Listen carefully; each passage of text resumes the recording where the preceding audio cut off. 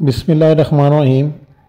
ایک دفعہ خراساں کا ایک مشہور عالم بغداد آیا تو خلیفہ ہارون رشید کو بھی اس سے ملنے کا شوق پیدا ہوا، تو اس نے اس عالم کو اپنے دربار میں بلوایا اور گرم جوشی سے استقبال کیا اور بڑی قدر و منزلت کے ساتھ اسے اپنے پاس بٹھایا۔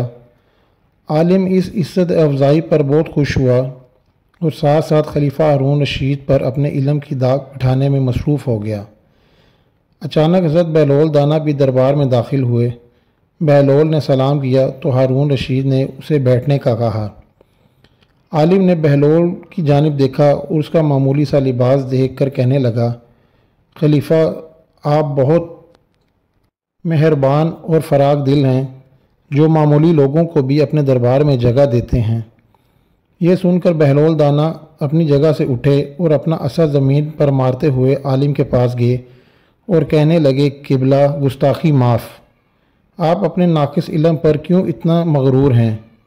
آپ میری ظاہری حالت کا خیال نہ کریں بلکہ میرے ساتھ علمی مباحثہ کے لیے تیار ہو جائیں تاکہ آپ کو پتہ چلے آپ کچھ بھی نہیں جانتے۔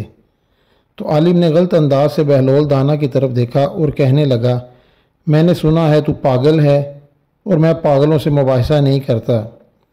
اس کے جواب میں بہلول دانا نے کہا، میں نے کب کہا کہ میں پاگل نہیں ہوں؟ میں تو اپنے پاگل پن کا خود اقرار کرتا ہوں، اور ایک آپ ہیں جس کو اپنی کم علمی کا اندازہ نہیں۔ ہارون رشید نے بہلول کو قہر آلود نظروں سے دیکھا اور کہنے لگا، بہلول خاموش رہو، تمہیں پتہ نہیں کہ یہ خراساں کے مشہور عالم اور فقیہ ہیں؟ تو بہلول نے اطمینان سے کہا، اس لیے تو میں چاہتا ہوں کہ یہ میرے ساتھ علمی مباحثہ کریں۔ ہارون رشید کو بھی علمی مباحثوں اور مناظروں کا بہت شوق تھا، تو اس نے عالم سے کہا، اس میں کیا بات ہے، آپ کو بہلول کی دعوت قبول کر لینی چاہیے۔ تو عالم نے جواب دیا، ٹھیک ہے، لیکن میری ایک شرط ہوگی۔ ہارون رشید نے کہا، تم جیسی چاہو شرائط رکھ لو۔ تو عالم نے کہا، میں بہلول سے ایک معاملہ پوچھوں گا، اگر اس نے اس کا صحیح جواب دے دیا تو میں اسے 1000 اشرفیاں دوں گا، اگر اس نے غلط جواب دیا تو وہ مجھے 1000 اشرفیاں دے گا۔ اس پر بہلول دانا مسکرائے اور بولے، ہم فقیروں کے پاس مال و دنیا کہاں؟ ہاں، مگر میں خود کو آپ کے سپرد کر سکتا ہوں۔ آپ ایک غلام کی طرح مجھ سے کام لیں اور جب آپ کی 1000 اشرفی پوری ہو جائے آپ مجھے آزاد کر دیجیے گا، اور اگر 1000 اشرفی میں جیت گیا تو وہ میں غریبوں اور ناداروں میں بانٹ دوں گا۔ تو عالم نے کہا، مجھے منظور ہے، اب تم میرے سوال کا جواب دو۔ عالم نے ہارون رشید سے پوچھا، اجازت ہے؟ تو اس نے اپنے شاہی انداز میں کہا، اجازت ہے۔ عالم نے کہا، ایک گھر میں ایک عورت اپنے شرعی شوہر کے ساتھ بیٹھی ہے، اسی گھر میں ایک شخص نماز پڑھ رہا ہے اور دوسرا روزے سے ہے۔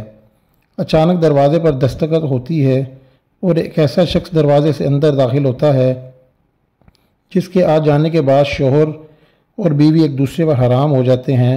نماز پڑھنے والے کی نماز باطل ہو گئی اور روزے رکھنے والے کا روزہ باطل ہو گیا۔ کیا تم بتا سکتے ہو وہ باہر سے آنے والا شخص کون تھا؟ عالم کا یہ سوال سن کر دربار میں سناٹا چھا گیا اور سب ایک دوسرے کا منہ تکتے گئے۔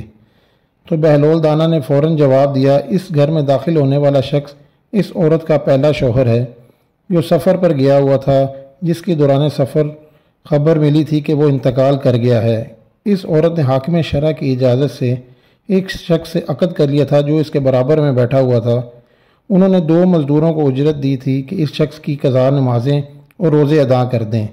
اسی اثناء میں پہلا شوہر سفر سے واپس آ گیا کیونکہ اس کی موت کی خبر غلط تھی، چنانچہ اس کے آتے ہی دوسرا شخص اس عورت پر حرام ہو گیا اور ان 2 مردوں کی نماز اور روزے بھی باطل ہو گئے، جو شوہر کو مردہ سمجھ کر اس کے لیے پڑھے جا رہے تھے اور روزے رکھے جا رہے تھے۔